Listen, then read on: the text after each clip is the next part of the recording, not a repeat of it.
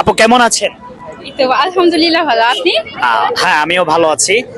তো আপনাকে দেখতে পাচ্ছি যে খুব সুন্দর করে ফুলের তোড়া মাথায় দিয়ে সেজে গুজে এসেছেন। আসলে এই আজকের আপনার সাজের কারণ কি, সেটা কি একটু জানতে পারি? পহেলা ফাল্গুন আসলে আমরা নতুন বছরটাকে একটু নতুন ভাবে উদযাপন করি, সবাই আনন্দের সাথে সেজে গুজে একটু উৎসব মুখর পরিবেশে ভালো লাগা কাজ করে আর কি। ফাগুন মাসটা সবকিছু মিলে একটা নতুন আমেজ তৈরি করে, যার কারণে আমাদের একটা ভালো লাগা কাজ করে।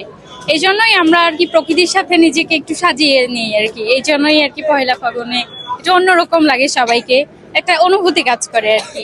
ফাগুন তো একবারই আসে বছরে, তো এটাকে আমরা স্মৃতিচারণ করে রাখার জন্য এই দিনটাকে একটু স্পেশাল ভাবে আর কি সেলিব্রেট করি। কেমন আছেন ভাইয়া? আলহামদুলিল্লাহ ভালো। আপনি? আমাদের বাংলাদেশে জাতীয় সংসদ নির্বাচন গিয়েছে। তো এই নতুন বছরে নতুন সরকারের কাছে আপনাদের চাওয়া পাওয়া বা প্রত্যাশা কি? দেখুন, বিএনপি দীর্ঘ 17 বছর পরে ক্ষমতায় এসেছে আবার, এবং তারেক রহমান হচ্ছেন একজন কি বলবো, ইয়াংয়েস্ট, হয়তো জনগণের জন্য ভালো কিছু করবে এর প্রত্যাশা করছি।